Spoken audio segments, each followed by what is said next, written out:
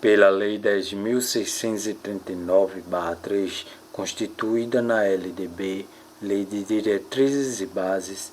Essa lei faz tornar-se obrigatório sobre as escolas públicas e privadas que adotem diretrizes curriculares para o estudo da história e cultura afro-brasileira na formação do ensino fundamental e médio, dando o protagonismo à luta do movimento negro contra o preconceito racial no Brasil, dando início a uma consciência negra.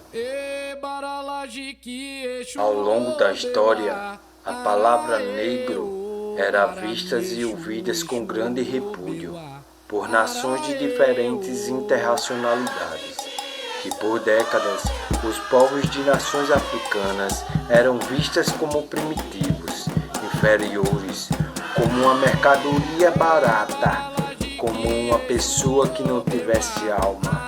Mas Mãe África os trouxe ao mundo, pariu um povo de raça, rainhas e reis tirados de casa para fazer-se uma diáspora.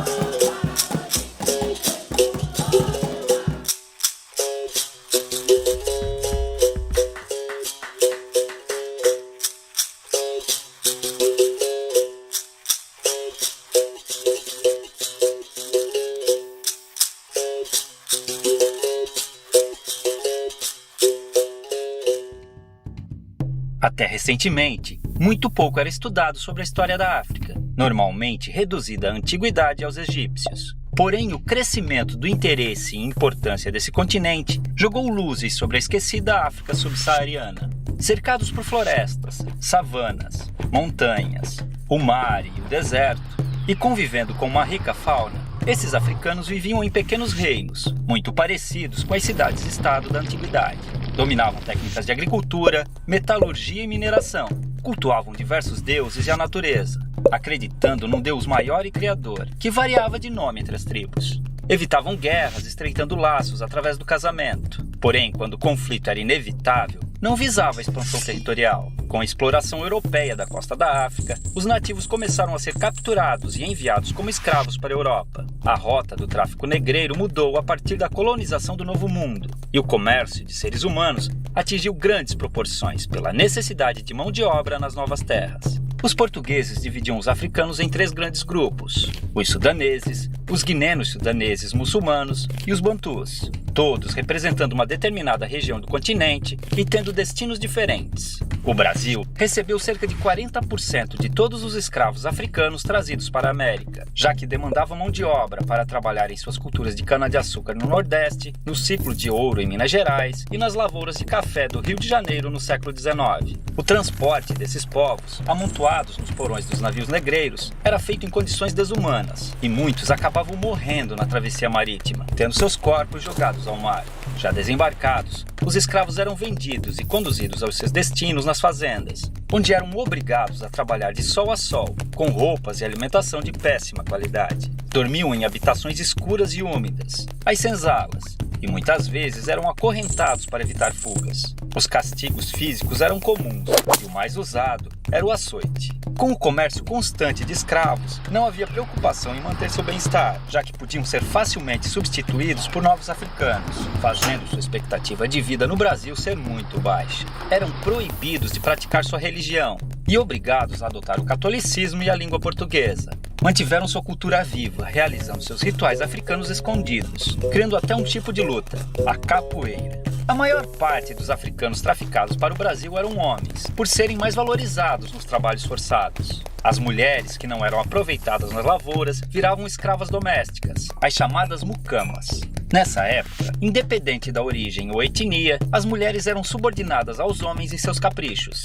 A mulher negra e escrava vivia a situação ainda mais degradante, sendo colocada como mero objeto sexual do homem branco. A miscigenação entre africanos, europeus e indígenas foi ponto-chave na constituição da população brasileira. As revoltas eram muito comuns nas fazendas, fazendo com que grupos de escravos organizados fugissem e formassem nas florestas os famosos quilombos, onde viviam em liberdade em comunidades similares às que existiam na África. Alguns escravos também conseguiram comprar sua liberdade, adquirindo sua carta de alforria. Com o constante crescimento do sentimento abolicionista, o fim da escravidão era questão de tempo. Infelizmente, apesar de promover sua liberdade jurídica, a abolição não garantiu condições de vida dignas para os ex-escravos. A realidade que encontraram foi cruel, pois não possuíam moradia, condições econômicas ou assistência do Estado, fazendo muitos negros passarem por dificuldades após a liberdade. O preconceito e a discriminação os impediram de encontrar trabalho nas cidades. Já nas lavouras, tinham sido substituídos pelos novos imigrantes livres europeus, a maioria italianos. A escravidão deixou cicatrizes profundas. Os negros vivem ainda hoje em condições inferiores aos brancos, devido ao grande processo de exclusão social. Tem menor escolaridade, menos qualificação, salários menores, menos representação na mídia e em entidades governamentais, além de menos cargos de chefia e liderança. É uma situação degradante, considerando a imensurável participação do negro na vida brasileira. Infelizmente, o pouco que se aprende nas escolas sobre a herança africana reduz o negro a estereótipos ligados a origens de musicalidades, como o samba, e ao trabalho braçal como escravo. Esse pensamento induz muitas ideias erradas ou incompletas sobre as populações negras. Há muito mais sobre essa superfície. Os africanos foram, sobretudo, fonte de informação para os portugueses, que não tinham conhecimento sobre cultivo e exploração de produtos de regiões tropicais. Foi a tecnologia africana, com seu conhecimento agrícola aprimorado por milênios, além de suas técnicas de mineração, que tornou possíveis os principais ciclos econômicos do Brasil, como a cultura da cana-de-açúcar, a extração mineral e o cultivo do algodão e do café, gerando riqueza e transformando a geografia e a história do país, naquelas que conhecemos hoje. Estima-se que chegaram ao Brasil cerca de 5 milhões de africanos, entre os anos de 1500 e 1850, de um total de 6 milhões que deixaram forçados a África com destino ao país. É uma vergonha que ainda hoje seus descendentes passam por diversos tipos de privações e violências, em um país cuja colonização africana foi muito maior que a europeia. Felizmente, graças à luta do movimento negro, diversas injustiças históricas estão sendo corrigidas, vislumbrando um futuro de esperança, inclusão e igualdade para um povo que sangra, mas resiste. Vivem e ainda sangram, das revoltas, a resistência e a luta. Se fortalecendo como comunidades, o movimento negro surgiu como uma união, onde homens de cor sofriam sobre injúrias raciais e condições de vulnerabilidade sociais em que se encontravam em seu período de libertação da escravatura, resistindo e lutando nos movimentos.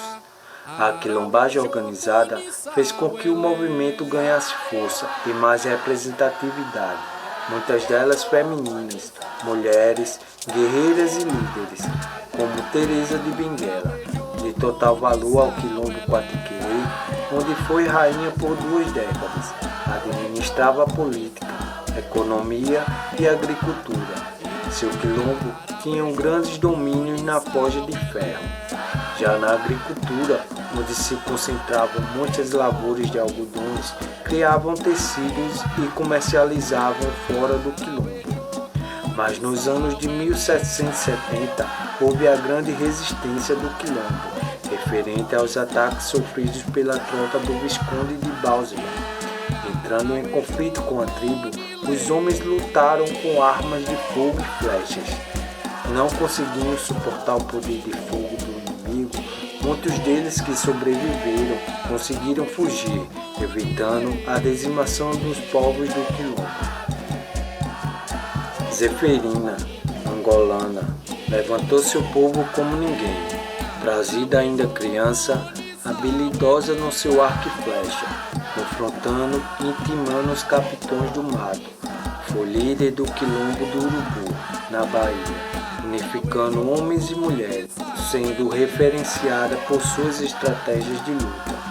Existe uma lenda onde nos momentos difíceis em que travavam as batalhas, as grandes sacerdotisas entravam em certo transe, invocando o poder que se sentia sobre o arquetipo do pássaro, cujo nome foi dado ao quilombo Urubu. Elas acreditavam que as orações e pedidos de ajuda às deusas e deuses do Panteão Negro traziam axé para fortalecer os espíritos ancestrais dos quilombolas, para que continuassem lutando.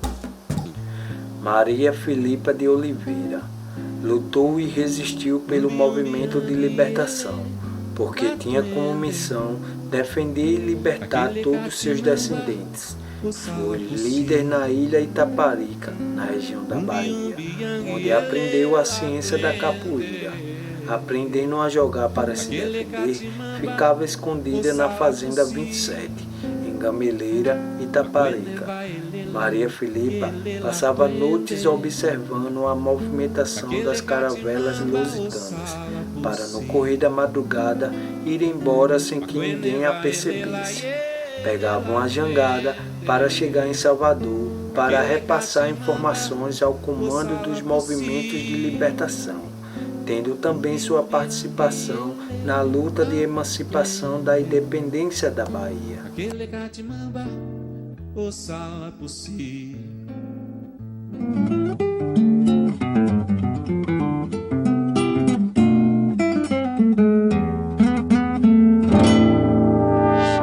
Já nos dias atuais, desde o tempo da colonização do mundo, a posse de pessoas negras vindas para o Brasil foram quase de 50%.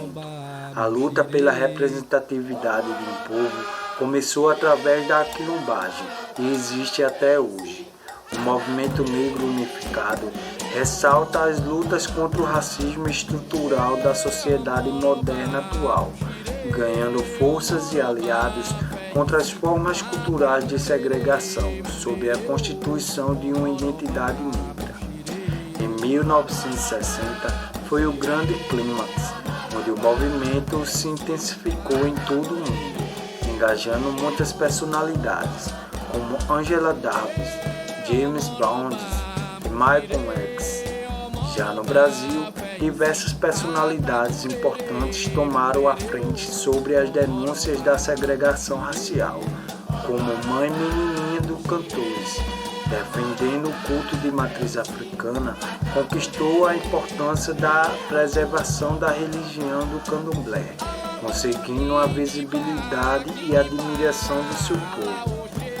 O ativismo por igualdade fizeram com que homens e mulheres lutassem pelos seus direitos, como Laudelina de Campo Melo, que lutou pelos direitos de melhorias das empregadas domésticas e dos negros, construindo após a Associação de Empregadas Domésticas. Marielle Franco atuava na linha de frente em defesa dos direitos humanos da população negra e das mulheres. Vereadora de grande força, representava as comunidades, denunciando o abuso do genocídio em massa nas favelas do Rio de Janeiro. Pensar o racismo como parte da estrutura não retira a responsabilidade individual sobre a prática de condutas racistas e não é um álibi para racistas. Pelo contrário, entender que o racismo é estrutural e não um ato isolado de um indivíduo ou de um grupo nos torna ainda mais responsável pelo combate ao racismo e aos racistas. Silvio Luiz de Almeida, no livro O que é Racismo Estrutural? Através da Lei 10.639/3 surge então o Dia Nacional da Consciência Negra, que tem sua data referente ao assassinato do grande líder Zumbi dos Palmares. O 20 de novembro tem como temática a conscientização social diante das condições de vida das pessoas negras em nosso país, dia em que o movimento negro se unificam para ganhar forças em suas expressões culturais de resistência, mostrando o total valor do seu povo em um país onde lutamos dia após dia para quebrar essa intolerância racial.